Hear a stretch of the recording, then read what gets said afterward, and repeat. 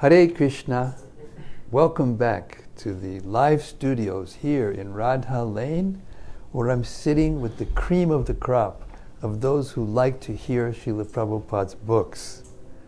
And I can't say how much it touches my heart and inspires me and encourages me because of the mission that I have taken for Srila Prabhupada to try to revive the straight reading of Srila Prabhupada's books out loud. So many devotees have, over the years, slackened on that. And the emphasis on kirtan, which should be there, on congregational chanting of the holy name, which is the Yuga Dharma. But as I get deeper and deeper into reading Prabhupada's books, as much as I do every day, you hear the conch shells blowing, confirmed to what I'm about to say. Right, okay, Shabdake Purusham Rishu. I am the sound in ether. It's Krishna glorifying the reading of his books to all of us. Hare Krishna. Yeah, I was about to say that deeper I get into reading these books every day like this out loud carefully to other devotees, I mean, you can taste it. Things come out that you didn't even remember hearing, And one of the things is that he always combines the necessity of chanting Hare Krishna with the hearing of Srimad-Bhagavatam and Bhagavad Gita, especially these two books, and of course Chaitanya Charitamrita. So, it's not that you can just chant Hare Krishna, you have to chant Hare Krishna and you have to read the books at the same time because they teach you how to chant properly, without offense. You can chant for millions of births according to Chaitanya Charitamrita if you don't free yourself from offenses. And of course the holy name frees you from offenses eventually, but in combination with the hearing of Prabhupada's books, especially directly his English translations, which is his original translation, in combination with the chanting, this is most important. And the chanting of our japa, which is the only, the vows that all of us take, and Prabhupada took the vows also from his spiritual master. There's processes being, brought to us since time immemorial, the following of the four regulative principles and the chanting of a prescribed number of rounds on the beads. These are, and the hearing of these books, these are the main things that Prabhupada emphasized. Okay, with that, Hare Krishna, welcome to all of you in cyberspace, wherever you are, and we will continue to read the Srimad-Bhagavatam with relish, with the devotees, with a taste. Before we do, we will read Srila Sanatana Goswami's glorification of the Bhagavatam, which is full, pregnant with energy, with knowledge about the holy name. It's called Srimad-Bhagavata Mahima Stotram.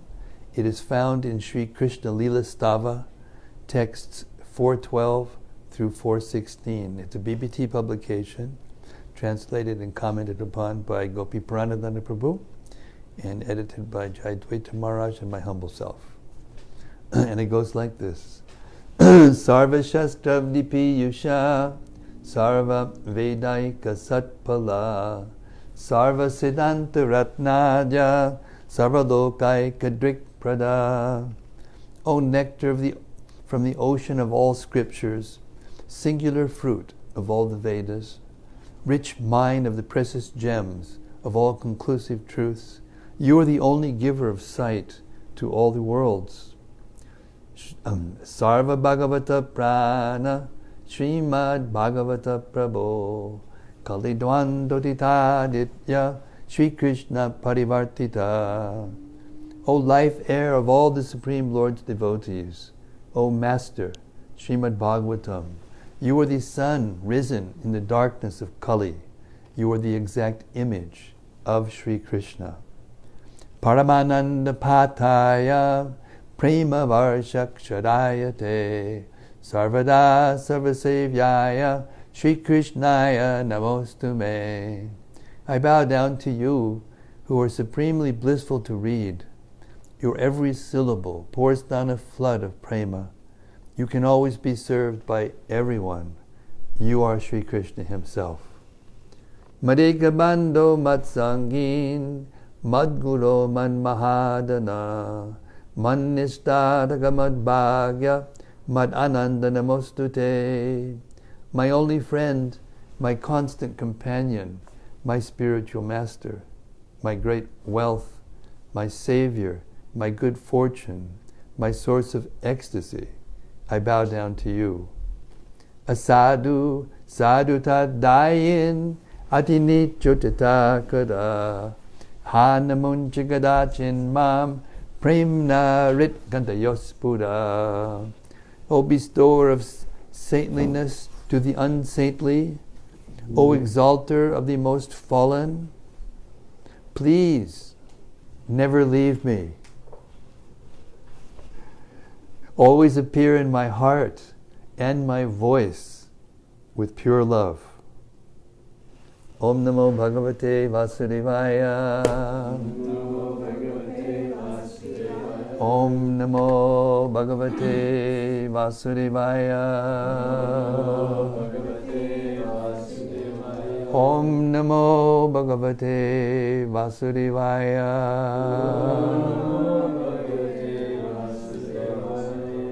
Okay, we have reached the 11th chapter of the first canto, moving right along.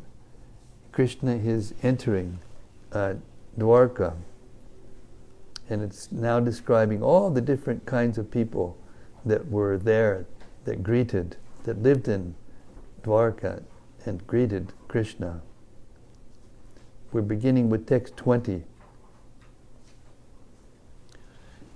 Expert dramatists, artists, dancers, singers, historians, genealogists, and learned speakers all gave their respective contributions, being inspired by the superhuman pastimes of the Lord. Thus they proceeded on and on. Purport.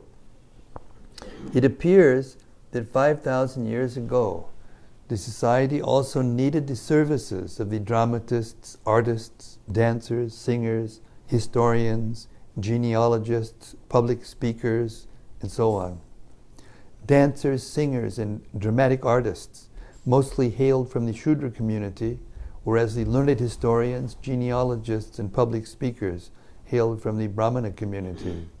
All of them belonged to a particular caste, and they became so trained in their respective families. Such dramatists, dancers, singers, historians, genealogists, and public speakers would dwell on the subject of the Lord's superhuman activities in different ages and millenniums, and not on ordinary events. Nor were they in chronological order. All the Puranas are historical facts described only in relation with the Supreme Lord in different ages and times, as well as on different planets also. Therefore, we do not see any chronological order. The modern historians, therefore, cannot catch up the link, and thus they unauthoritatively remark that the Puranas are all imaginary stories only. Even 100 years ago in India, all dramatic performances were centered around the superhuman activities of the Supreme Lord. The common people would be verily entertained by the performances of dramas and yatra parties played wonderfully on the superhuman activities of the Lord. And thus even the illiterate agriculturalists would be a participant in the knowledge of Vedic literature, despite a considerable lack of academic qualifications. Therefore, expert players in drama, dancers, singers, speakers, and so on are required for spiritual enlightenment of the common man. The genealogists would give account completely of the descendants of a particular family. Even at the present moment, the guides in the pilgrimage sites of India submit a complete account of genealogical tables before a newcomer. This wonderful act sometimes attracts more customers to receive such important information. Text 21. Lord Krishna, the personality of Godhead, approached them and offered due honor and respect to each and every one of them, of the friends, relatives, citizens, families, and all others who came to receive and welcome him. Purport. You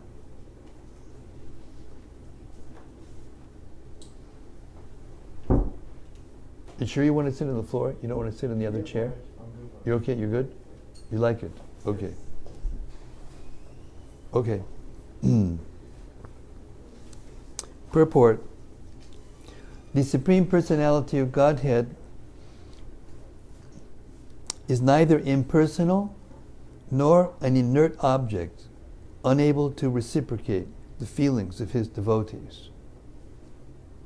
Here the word yatha vidhi, or just as it behooves, is significant.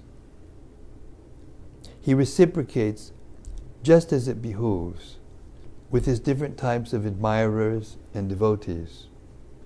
Of course, the pure devotees are of one type only, because they have no other object for service but the Lord, and therefore the Lord also reciprocates with such pure devotees, just as it behooves, namely, as he is always attentive to all matters of his pure devotees. This is a very important point. I want to repeat this again because this is extremely important for everyone to know that Krishna knows every single one of us, and he's attentive to every single one of our needs, and anything that happens to us, whether it be really good or sometimes seemingly a setback, is all done for his devotees to help them make advancement in spiritual life.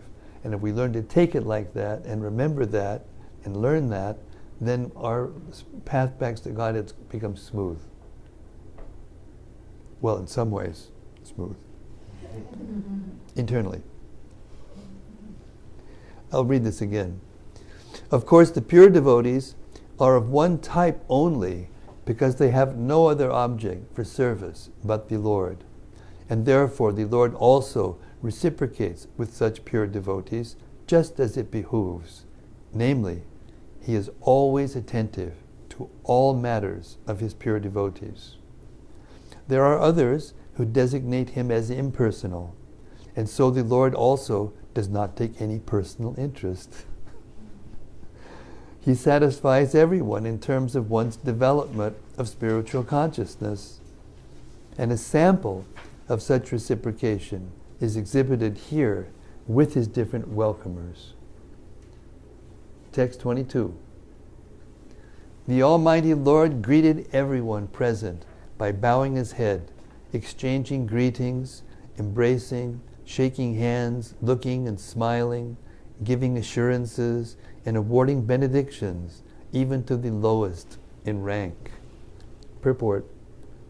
To receive the Lord Sri Krishna, there were all grades of population, beginning from Vasudeva, Ugrasena, and Gargamuni, the father, grandfather, and teacher, down to the prostitutes and chandalas who were accustomed to eat dogs, and every one of them was properly greeted by the Lord in terms of rank and position.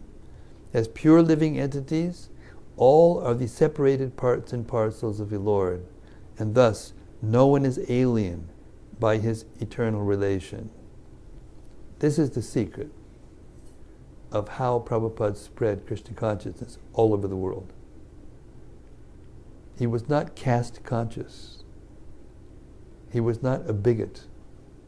And all over the world, from here to India and in between, the nationalization, the combination of sectarian religion and nationalization is causing such unharmony, such conflict, such that it's boiling now. It's boiling.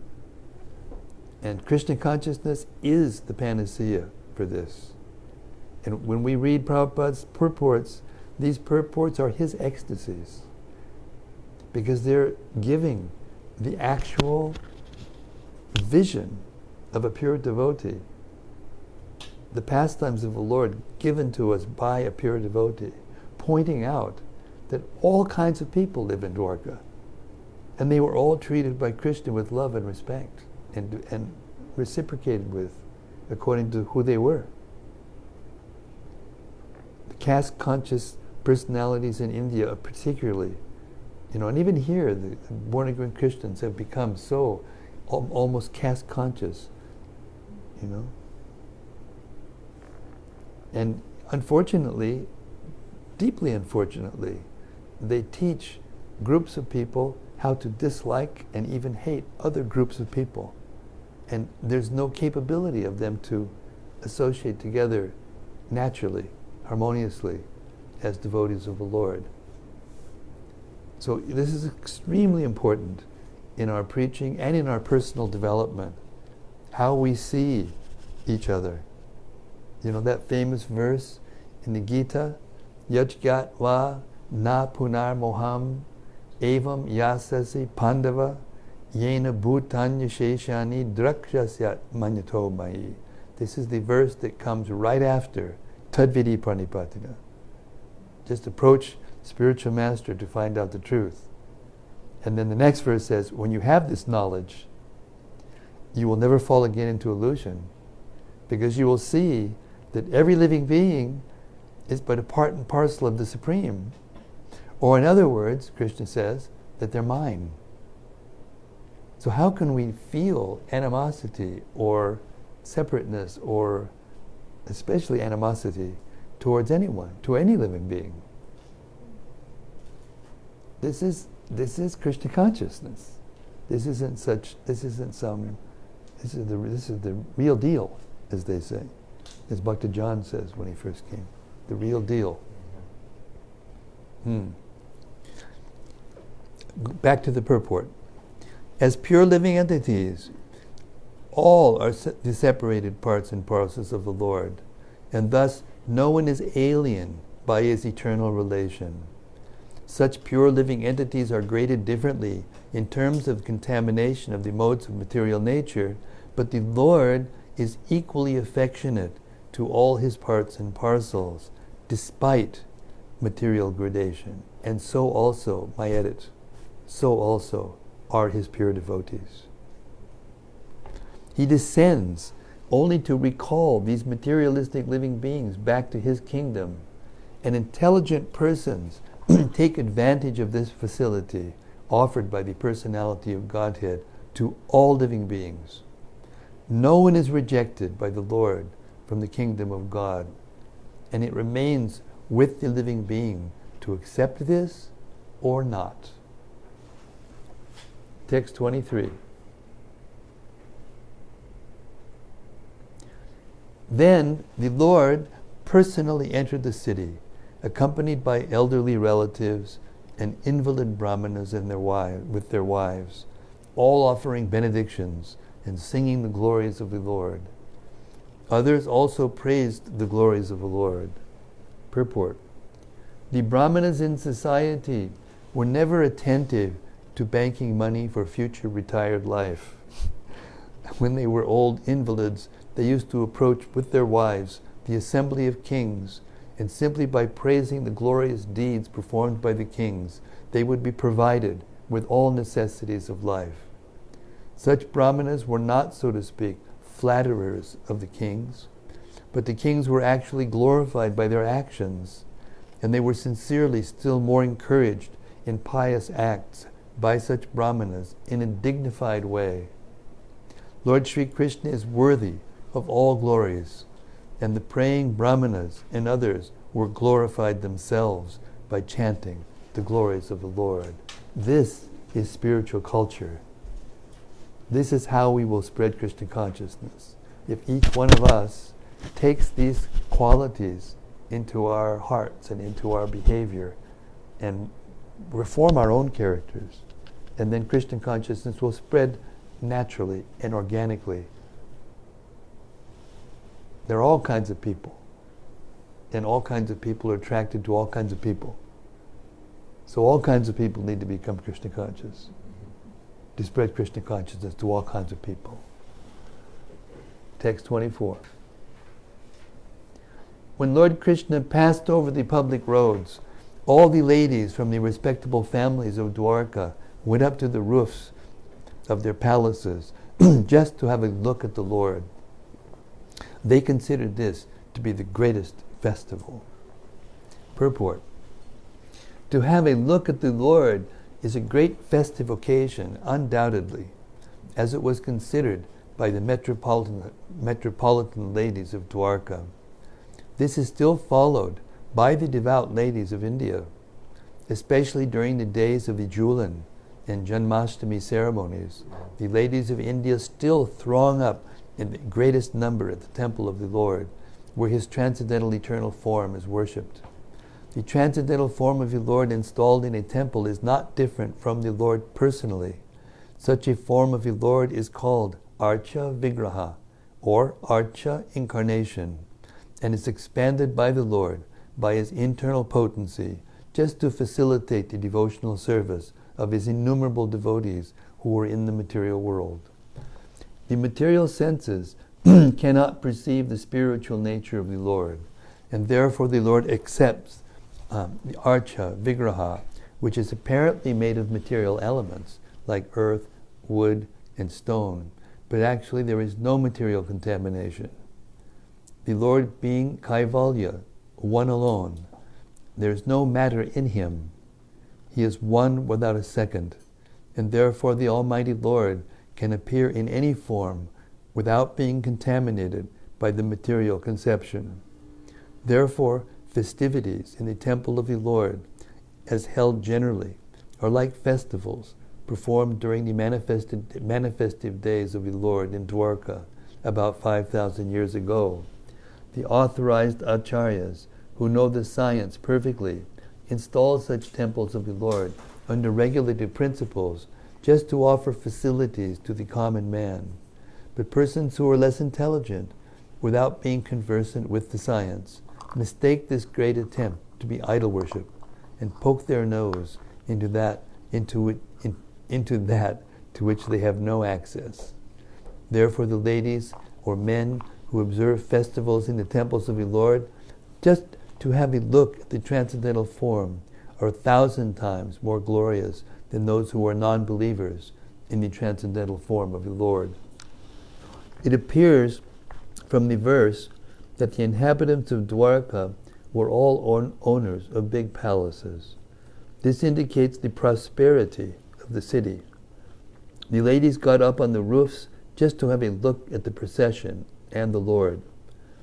The ladies did not mix with the crowd on the street, and thus their respectability was perfectly observed. There was no artificial equality with the man. Female respectability is preserved more elegantly by keeping the women separate from the man. The sexes should not mix unrestrictedly. Text 25. The inhabitants of Dwaraka were regularly accustomed to look upon the reservoir of all beauty, the infallible Lord, yet they were never satiated. Purport. When the ladies of the city of Dwaraka got up on the roofs of their palaces, they never thought that they had previously many times seen the beautiful body of the infallible Lord. This indicates that they had no satiation in desiring to see the Lord.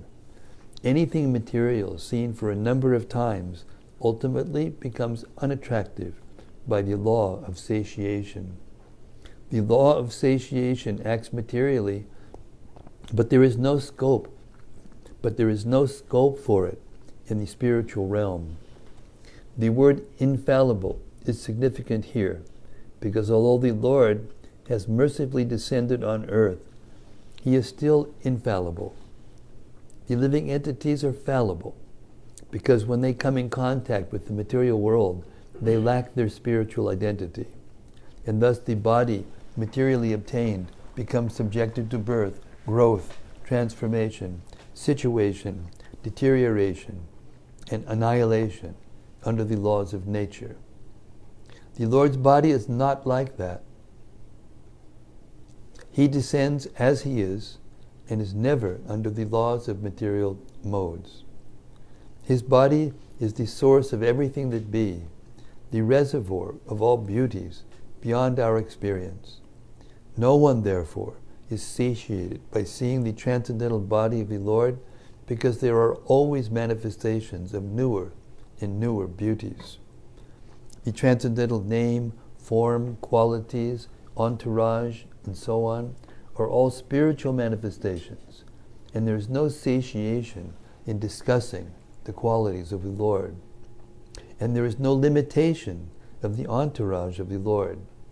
He is the source of all and is limitless. 26. The Lord's chest is the abode of the goddess of fortune. His moon-like face is the drinking vessel for eyes which hanker after all that is beautiful. His arms are the resting places for the administrative demigods, and his lotus feet are the refuge of pure devotees who never talk or sing of any subject except his lordship. Purport. There are different classes of human beings, all seeking different enjoyments from different objects. There are persons who are seeking after the favor of the goddess of fortune, and for them, the Vedic literatures give information that the Lord is always served with all reverence by thousands and thousands of goddesses of fortune at the Chintamani Dhamma, the transcendental abode of the Lord, where the trees are all desire trees and the buildings are made of touchstone. The Lord Govinda is engaged there in herding the Surabhi cows as his natural occupation. These goddesses of fortune can be seen automatically if we are attracted by the bodily features of the Lord. The impersonalists cannot observe such goddesses of fortune because of their dry, speculative habit. And those who are artists, overtaken by the beautiful creation, should better see to the beautiful face of the Lord for complete satisfaction. The face of the Lord is the embodiment of beauty. What they call beautiful nature is but his smile, and what they call the sweet songs of the birds are but specimens of the whispering voice of the Lord. There are administrative demigods in charge of departmental service, of cosmic management, and there are tiny administrative gods in the state service. They are always afraid of other competitors, but if they take shelter of the arms of the Lord can protect them always from the attacks of enemies. A faithful servant of the Lord engaged in the service of administration is the ideal executive head and can well protect the interest of the people in general. Other so-called administrators are symbols of anachronisms, leading to the acute distress of the people who are governed by them. The administrators can remain safely under the protection of the arms of the Lord. The essence of everything is the Supreme Lord. He is called the Saram, and those who sing and talk about him are called the Sarangas, or the pure devotees. The pure devotees are always hankering after the lotus feet of the Lord. The lotus has a kind of honey which is transcendentally relished by the devotees. They are like the bees who are always after the honey. Srila Rupa Goswami, the great devotee acharya of the Gaudiya Vaishnava Sampradaya, has sung a song about this lotus honey, comparing himself to the bee. O my Lord Krishna, I beg to offer my prayers unto you. My mind is like the bee, and it is after some honey. Kindly, therefore, give my bee mind a place at your lotus feet, which are the resources for all transcendental honey. I know that even big demigods like Brahma do not see the rays of the nails of your lotus feet, even though they are engaged in deep meditation for years together. Still, O infallible one, My ambition is such, for you are very merciful to your surrendered devotees. O Madhava, I know also that I have no genuine devotion for the service of your lotus feet. But because your lordship is inconceivably powerful, you can do what is impossible to be done. Your lotus feet can deride even the nectar of the heavenly kingdom, and therefore I am very much attracted by them. O Supreme Eternal, please, therefore, let my mind be fixed at your lotus feet, so that eternally I may be able to relish the taste of your transcendental service. Hare Krishna. The devotees are satisfied with being placed at the lotus feet of the Lord and have no ambition to see his all-beautiful face or aspire for the protection of his strong arms of the Lord.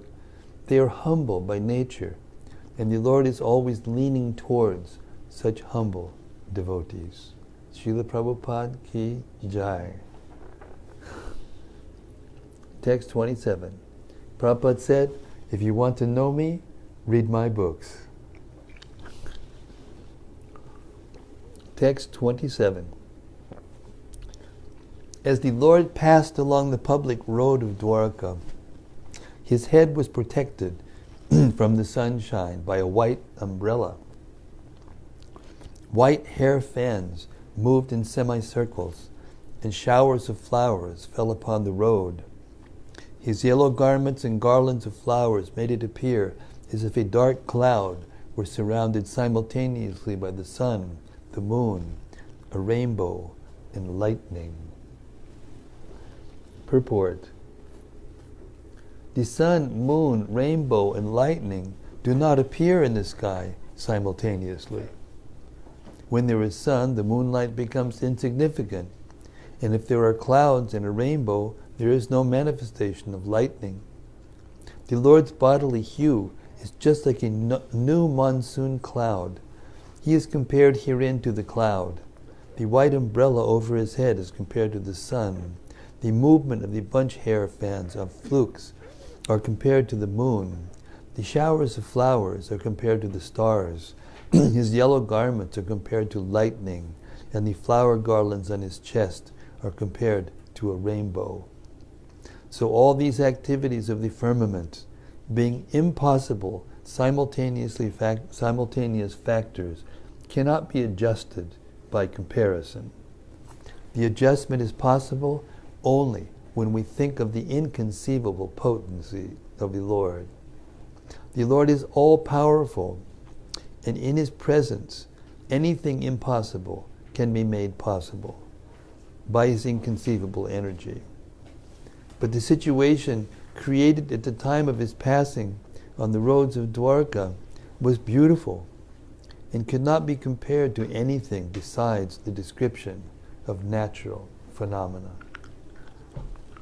Text 28.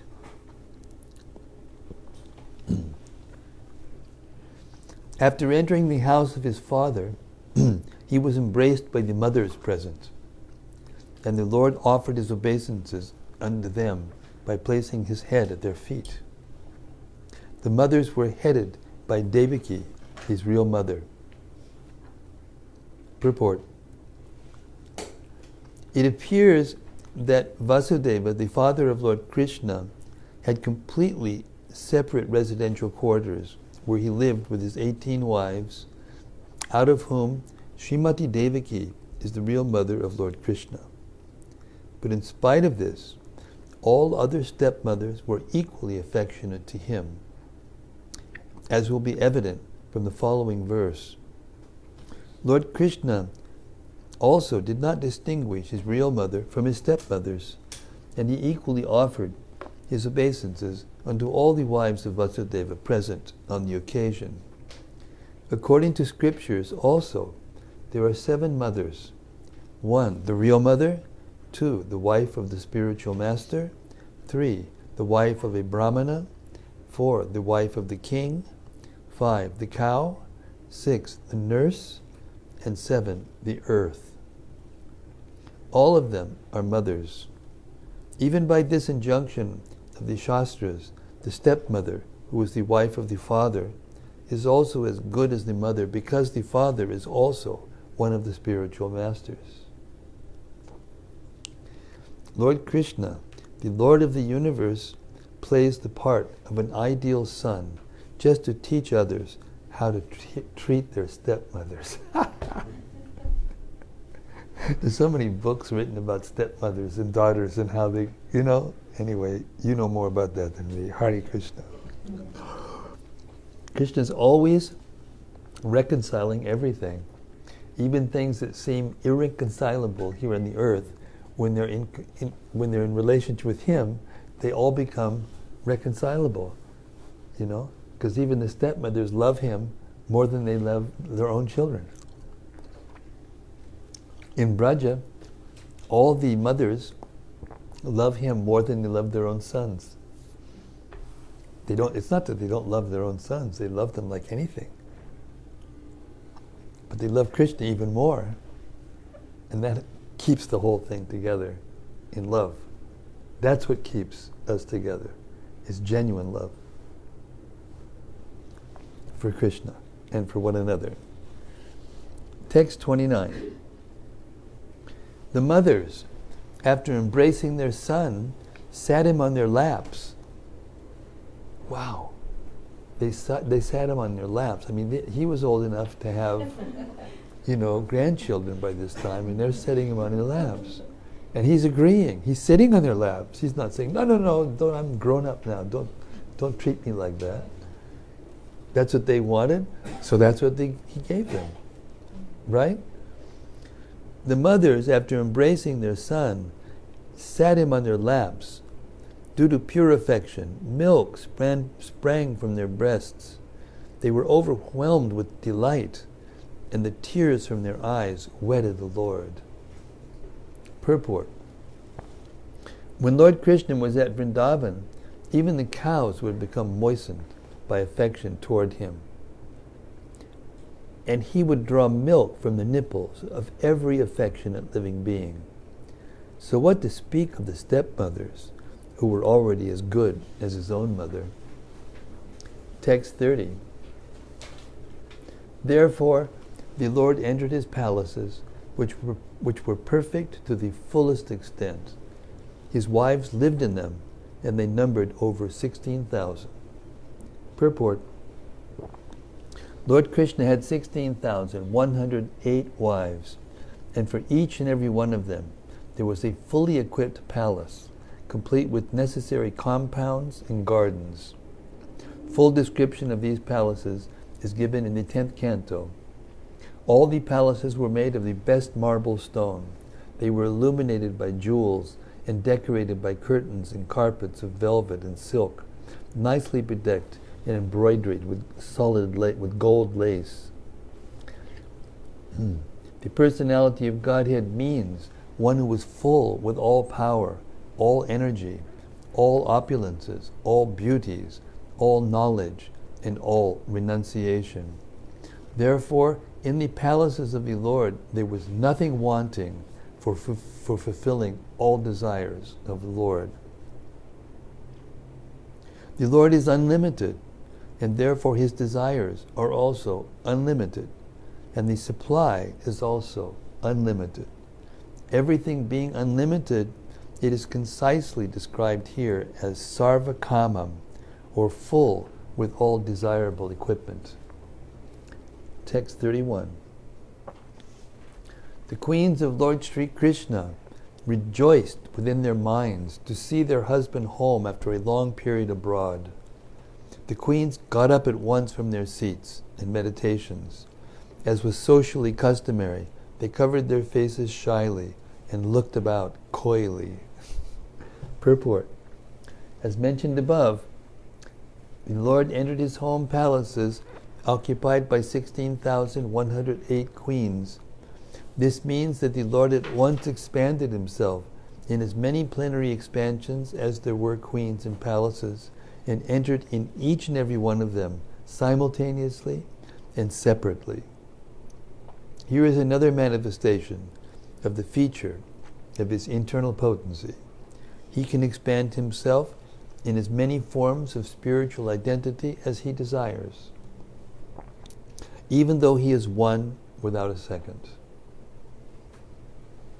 It is confirmed by the Shruti mantra that the Absolute is one alone, and yet he becomes many as soon as he so desires. These manifold expansions of the Supreme Lord are manifested as plenary and separated portions. The separated portions are representations of his energy, and the plenary portions are manifestations of his personality. Thus, the personality of Godhead manifested himself in 16,108 plenary expansions and simultaneously entered into each and every one of the palaces of the queens. This is called Vaibhava, or the transcendental potency of the Lord. And because he can do so, he is also known as Yogeshwar. Ordinarily, a yogi or mystic living being is able to expand himself at utmost to tenfold expansions of his body. But the Lord can do so to the extent of as many thousands or infinitely as he likes. Unbelievers become astonished to learn that the Lord married more than 16,000 queens, because they think of Lord Krishna as one of them and measure his potency and measure the potency of the Lord by their own limited potency. One should know, therefore, that the Lord is never on the level of the living beings who are but expansions of his marginal potency, and one should never equalize the potent and the potency, although there is very little difference of quality between the potent and the potency. The queens are also expansions of its internal potency, and thus the potent and potencies are perpetually exchanging transcendental pleasures known as pastimes of the Lord. One should not, therefore, become astonished to learn that the Lord married so many wives. On the contrary, one should affirm that even if the Lord marries 16,000 million wives, he is not completely manifesting his unlimited and inexhaustible potency. He married only 16,000 wives and entered in each and every one of the different palaces just to impress in the history of the human beings on the surface of the earth that the Lord is never equal to or less than any human being, however powerful he may be. No one, therefore, is either equal to or greater than the Lord. The Lord is always great in all respects. God is great, is eternal truth. Therefore, as soon as the queens saw from a distance their husband, who was away from home for long periods due to the battle of Kurukshetra, they all arose from the slumber of meditation and prepared to receive their most beloved. According to Yajnavalkya's religious injunctions, a woman whose husband is away from home should not take part in any social functions, should not decorate her body, should not laugh, and should not go to any relative's house in any circumstance. Whoa! This is the vow of the ladies whose husbands are away from home. At the same time, it is also enjoined that a wife should never present herself before the husband in an unclean state. She must decorate herself with ornaments and good dress, and should always be present before the husband in a happy and joyous mood. The queens of Lord Krishna were all in meditation, thinking of the Lord's absence, and were always meditating upon him. The Lord's devotees cannot live for a moment without meditating on the Lord. And what to speak of the queens, who were all goddesses of fortune, incarnated as queens in the pastimes of the Lord at Dvaraka. They can never be separated from the Lord, either by the presence either by presence or by trance. The gopis at Vrindavana could not forget the Lord when the Lord was away in the forest cow herding. When the Lord boy Krishna, whoa, listen to that, this is Prabhupada's ecstasies. When the Lord boy Krishna, I'll read that again, this is too much, nice.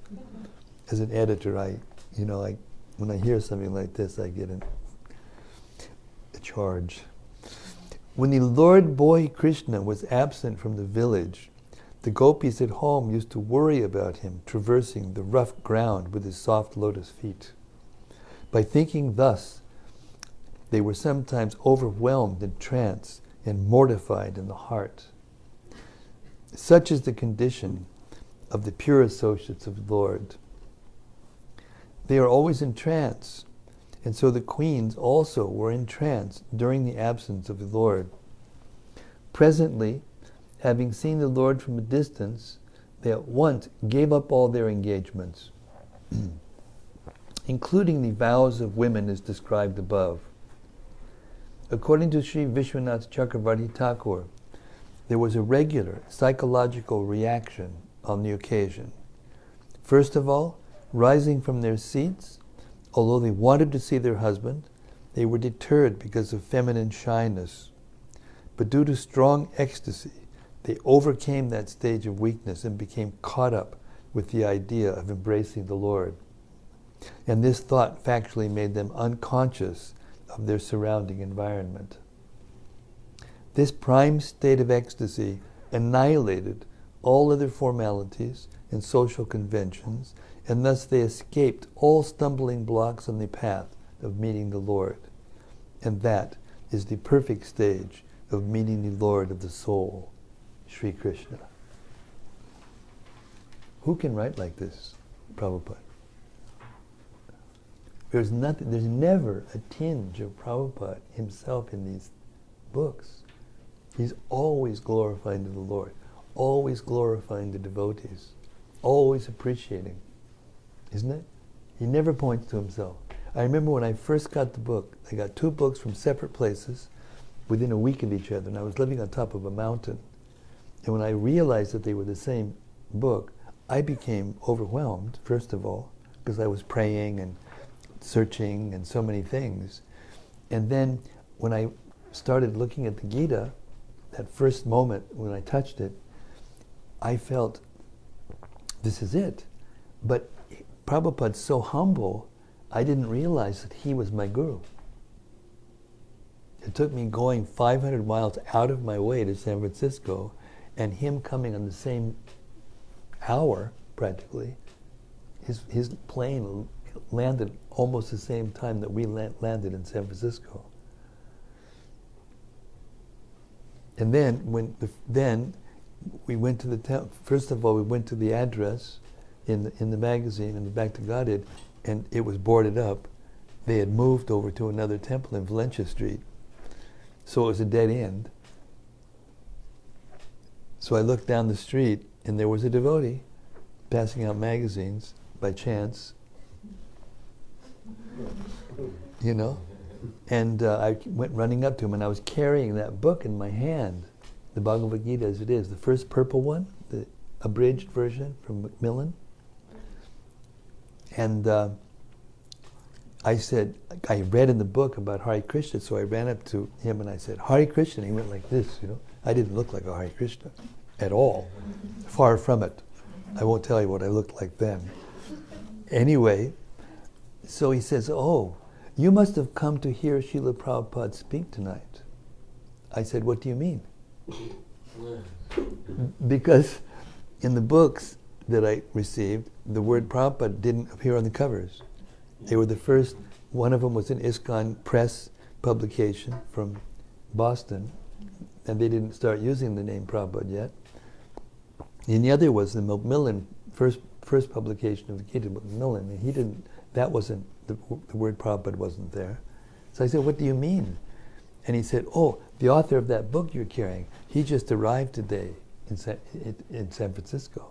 And I just, tears came out of my eyes, and they had to kind of like pour me into the car, and we went to the temple. And as soon as I entered the temple, I just went, and it was like I had never not been there. It was so dramatic and so mystical. And just in a few hours, they were all preparing for a program that night. And I was in front of Prabhupada. Prabhupada came out on the stage, and the whole room lit up. That's what I saw, anyway. And I fell on my face. I didn't know what I was doing. There was no cultural preparation at all. No idea, just boom. And then I looked at him and I said, oh, I see. He's my spiritual master and I have his book and everything's okay.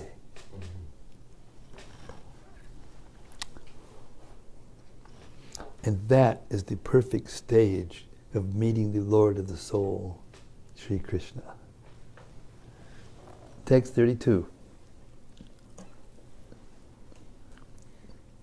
The insuperable ecstasy was so strong that the queens, who were shy, first embraced the Lord in the innermost resources of their hearts.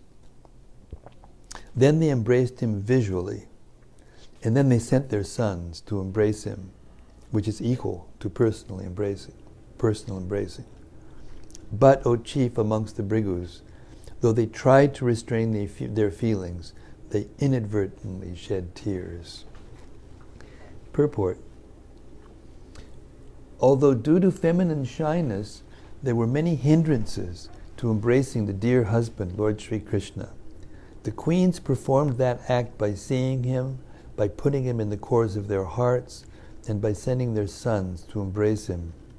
Still, the act remained unfinished, and tears rolled down their cheeks despite all endeavors to check them.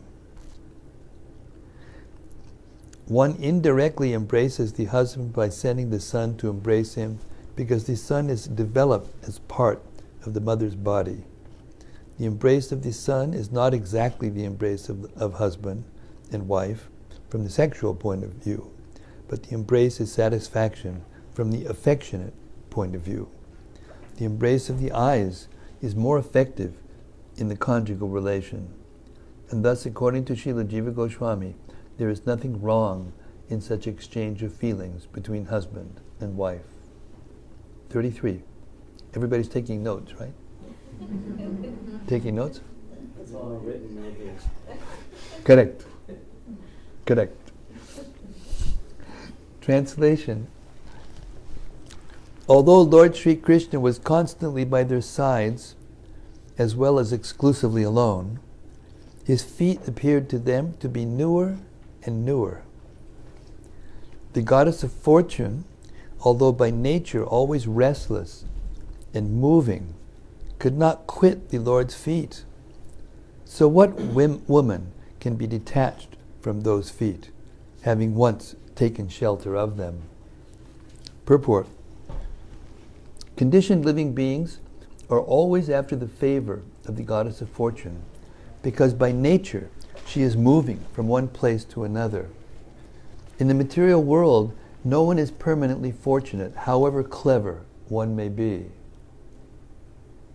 Taking notes, right? There have been so many big empires in different parts of the world.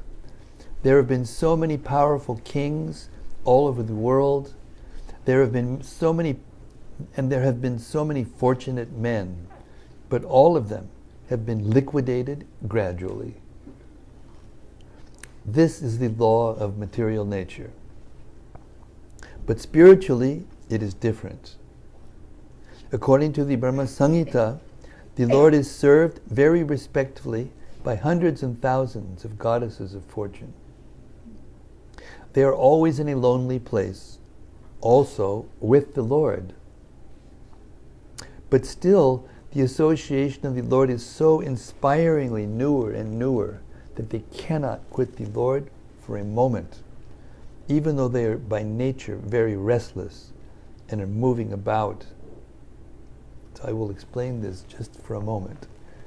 You see, the highest level or expression of love in the spiritual world is called Vaichitra.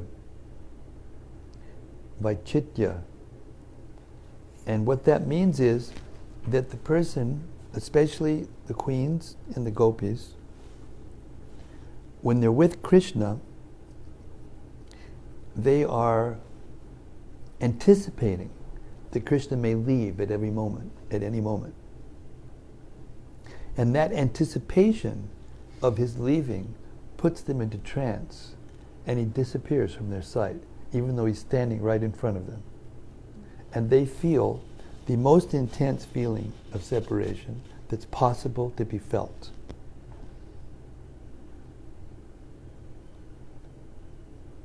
Therefore, it is said, and our sampradaya specializes in this, that the most intense form of loving exchange is love in separation.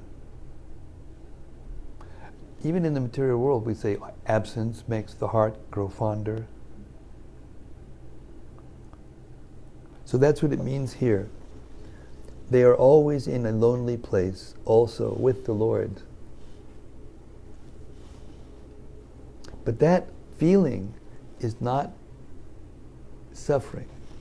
It is the highest form of spiritual ecstasy.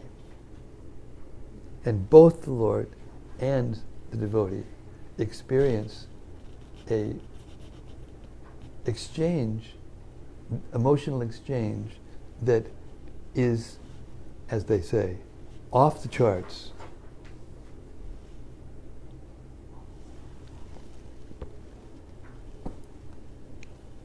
The spiritual relation with the Lord is so enlivening and resourceful that no one can leave the company of the Lord once having taken shelter of him. Taking notes. This is the goal. To take shelter of the Lord, actually. And once you've done that, you cannot leave him, even if you try. The living beings, back to the purport, the living beings are by constitution feminine by nature. The male or enjoyer is the Lord, and all manifestations of his different potencies are feminine by nature. In the Bhagavad Gita, the living beings are designated as para prakriti, or the superior potency. The material elements are apara prakriti, or inferior potency. Such potencies are always employed for the satisfaction of the employer or the enjoyer. The supreme enjoyer is the Lord himself, as stated in the Bhagavad Gita 5:29. The potencies, therefore, when engaged directly in the service of the Lord, revive the natural color, and thus there is no disparity in the relation of the potent and the potency. In other words, not only do both enjoy equally, the energy enjoys more.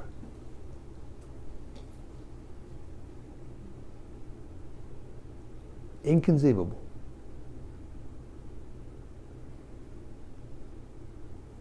If you make the Lord your shelter and make him the enjoyer and always try to give him enjoyment through whatever you think and do and feel and will and act, then in return you get a pleasure greater than the Lord's.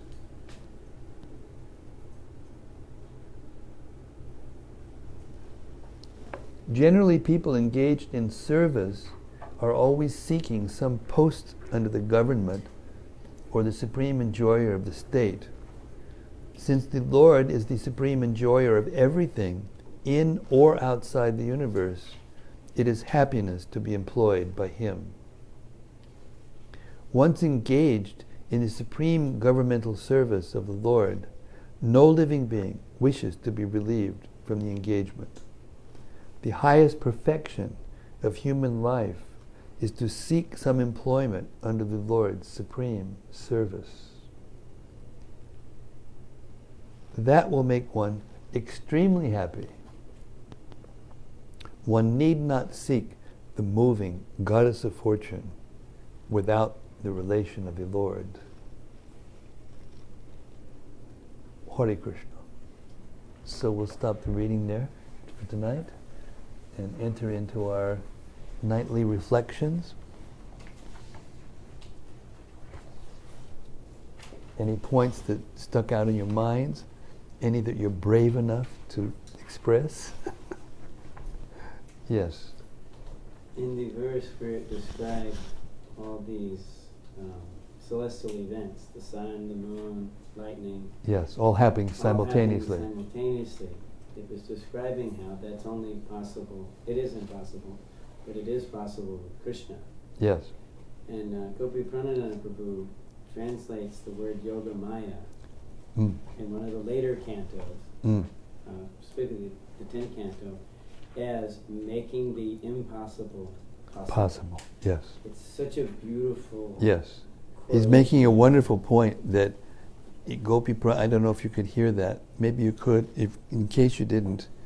He's making the point that in the description given what we just read, where the different opulences of the Lord are appearing like different beautiful material phenomena appearing simultaneously, which they can't materially.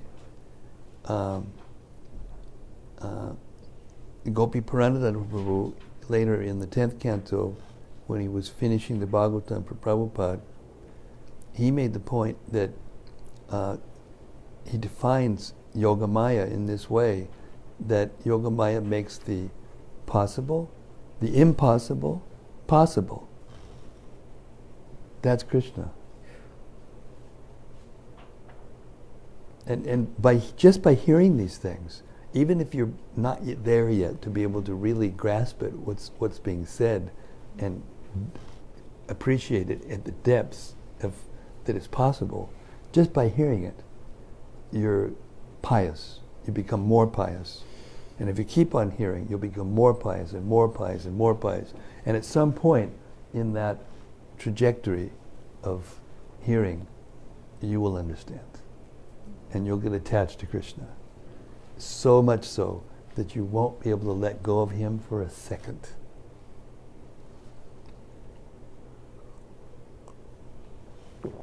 The impossible can be possible.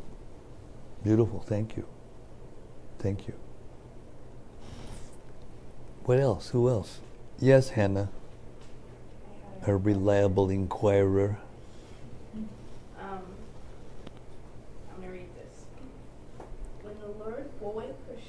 When the Lord boy Krishna was absent from the village, the gopis at home used to worry about him, traversing the rough ground with his soft lotus feet.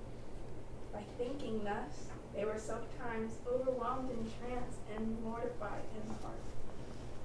When I read this, I imagined them laying on the ground so that he could walk on him.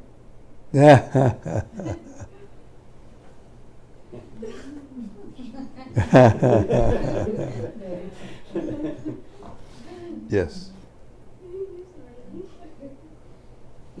And it actually happens. But that's another, that level of appreciation should be very carefully, even at this point in time, under circumstances, not even thought about. Still, it happens.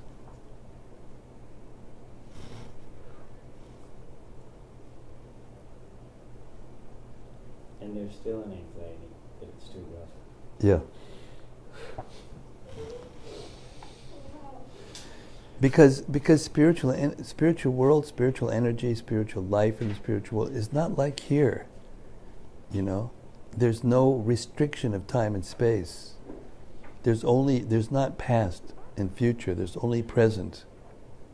So therefore, every time you meet the Lord, you know, it's like you're seeing him for the first time.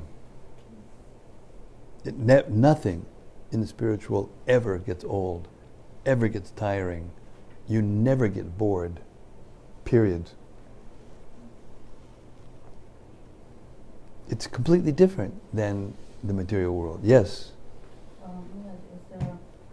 Text 33 says Text 33 says, but spiritually it is different according to Brahma but Samhita. spirituality is different. The Lord is According to Brahma Samhita, the Lord is respectfully by hundreds and thousands of goddess of fortune. Yes, respectfully worshipped by hundreds and thousands of goddesses of fortune. So, how is hundreds and thousands of goddess of fortune, which is all queens in Dvaraka, is the extension of the goddess of fortune? Yes. Actually, the original goddess of fortune is Radharani. And the gopis are extensions of her form. They're actually extensions of her moods. And in this way, she pleases Krishna externally by all different kinds of forms with different moods. And because Krishna is the supreme enjoyer, he becomes more satisfied like that.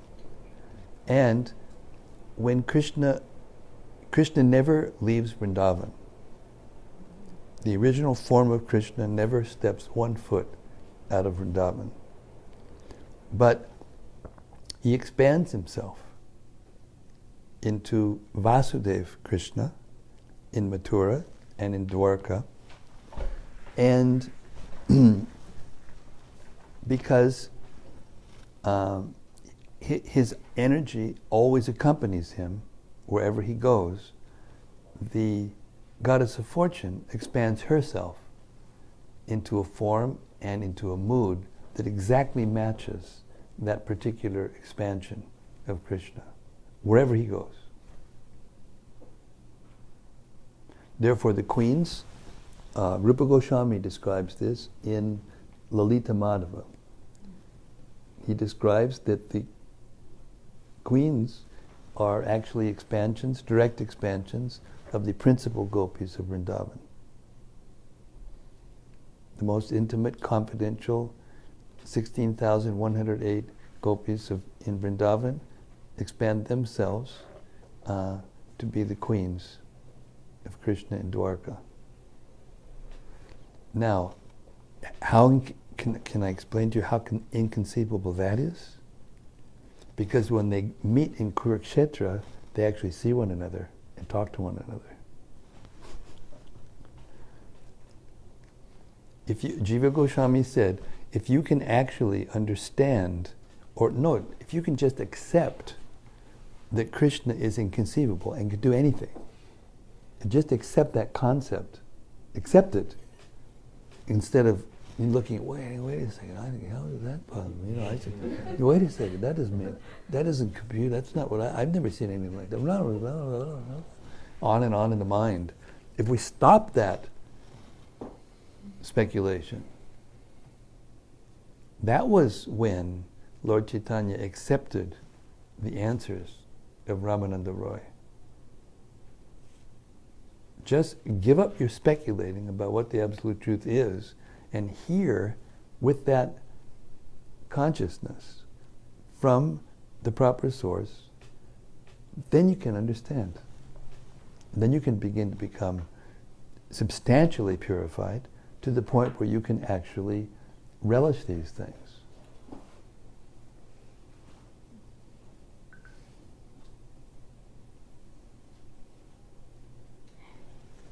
Yes. Thank you, Maharaj, Ram for that Das. explanation. Because a lot of times, even many years ago, I used to think, how is it bona fide, or how does it make sense? This is when I was a lot younger, not now. Yes. That how is it possible that Krishna is spending so much time with so many gopis and then this and that, but this explanation that you just gave, I've never heard this before in my life, that all the gopis are expansions of moods of Radharani. That's right. That actually makes so much more sense. Yes. Of how pure the love is, that it's not any way comparable to anything in the That's right. material world. That Exactly. Krishna is loving Srimati Radharani. Yes. He's loving all the gopis that are actually just expanses of Srimati Yes. Radharani. There's no lust. There's no lust. There's no lust. That's the point. And another interesting thing is that sometimes when we're in material consciousness, we'll think, oh, there's trillions of devotees up there. What about me? What? Am I gonna have to wait 1 trillion years to be with Krishna, or something like that? This is how the material mind thinks. I'm not going to go there because be 1 of trillion. Just 1 of trillion. It's more than trillion, but Krishna, he can be with each and every one of his devotees, and they will think that he's just with them simultaneously. Also, reading the purport where Krishna kept talking, or Prabhupada talking about the 16,108 wives. I'm sure someone's already thought of this, but I just realized that we chant 16 rounds on Yes. 108 beads. Yes. And there must be some. And there's a little thread, after the first 8.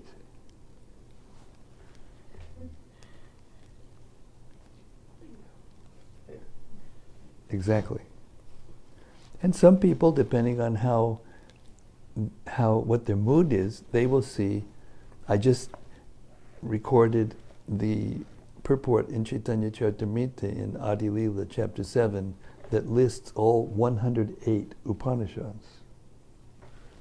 So some people think like that.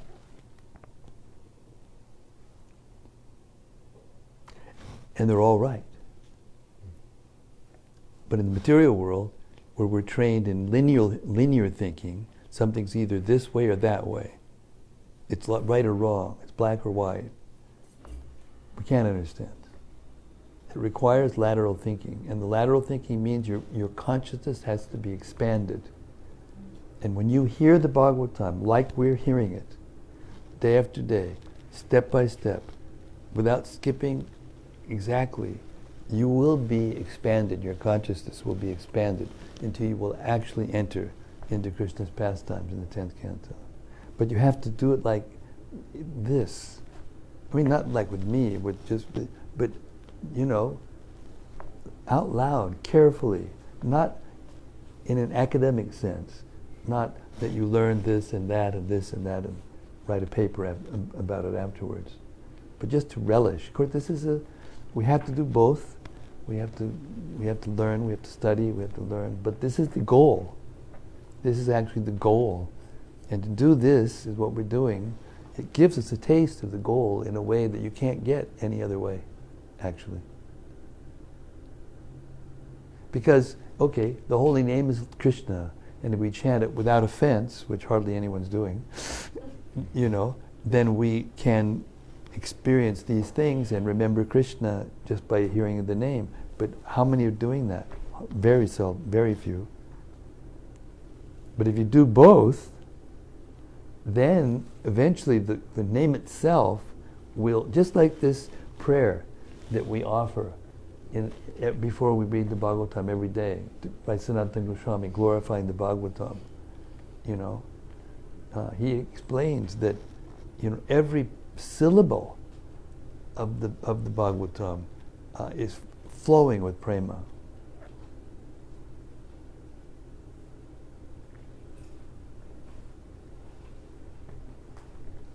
And even if you think you're the most fallen, which we are, Sanatana Goswami says that the Bhagavatam exalts the most fallen. There's no excuse. This is Lord Chaitanya's mercy. We don't need to be from a particular community, a particular birth, a particular whatever. Hare Krishna, Damodar. Nice to see you. Hope to see you again. Hare Krishna. Haribo. Yes, Hannah. I want to make a point. You were just saying that in the spiritual world, it's like seeing Krishna for the first time every time. You never get tired of of seeing Krishna. There's no satiation. And yeah, the other day you made a point that people who don't understand Krishna think, well, wouldn't we get bored? But and we read this one sentence, and it says, his body is the source of everything that be, the reservoir of all beauties beyond our experience. Emphasis on beyond our experience. No one, therefore, is satiated by seeing the transcendental body of the Lord, because there are always manifestations of newer and newer beauties. So, in the spiritual world, we never get tired of seeing him in his form. But in the material world, if we chant correctly and attentively, we never get tired of hearing his holy name. And it says that here. Precisely. The transcendental name, Precisely. form, qualities, entourage, and so on are all spiritual manifestations, and there is no satiation in chanting the holy name of the Lord. There is no satiation in discussing the qualities of the Lord. And there is no limitation of the entourage of the Lord. Even when we, like here, we're sitting in this room, and wherever you look, you see a pure devotee, or some, there you see the crown of Krishna on the wall. There you see, the battle of Kurukshetra. There you see a crown of Radharani on the wall. Everywhere you look. That's the idea. And not only that, if you become fully Krishna conscious, that painting, or even on your computer screen, you got a picture of the deity in your computer screen, it's not different than the form of the Lord. In the mind, the painting, in marble or wood or metal or whatever, the form of the Lord appears by his arrangement, by his desire. And therefore you can always be seeing Krishna and always being, and therefore life will become always enriched. Never a moment that is not perfect. And then the next moment, it's more perfect. Like the atheists, they like to try to stump the devotees with riddles. So they'll ask the question, okay, can Krishna create a weight that he can't lift? They're trying to catch Krishna by the fist of their intelligence. If he can't, then he's not God, because he can't do anything. And if he can, then he's not God, because he can't do it. So the answer is yes. He creates a weight that he can't lift, and the next moment he lifts it. Because his glories are always increasing. His strength is always increasing. His beauty is always increasing.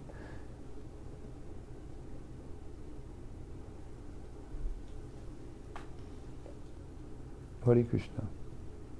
Just on top of that, I was just remembering Prabhupada used to say that, Prabhupada said that time in the spiritual world is inconspicuous by its absence. Conspicuous by its absence. Yeah. So you're never out of that original moment if you saw Krishna either. I mean, it's like, even though things are going on, you're still in that moment of. Yeah, because remembrance of Krishna is not different than Krishna. That's why that highest form of separation is so wonderful and so inconceivable. That just the anticipation that Krishna is going to leave, even when he's right in front of you, causes him to disappear out of the intense feeling of love and in separation. It's inconceivable. We can't possibly, understand this with logic and reason. It's beyond logic and reason. Prabhupada used to say, but it's not illogical. At the same time, it's not illogical, it's translogical, he would say. Transcendental, it's translogical. And you have to have that heart to be able to fully appreciate and hear and become saturated with affection for Krishna. Okay, I'm going to stop now because I have to conserve my voice. Tomorrow morning I'm going to have to record Chaitanya Charitamrita. Thank you so much.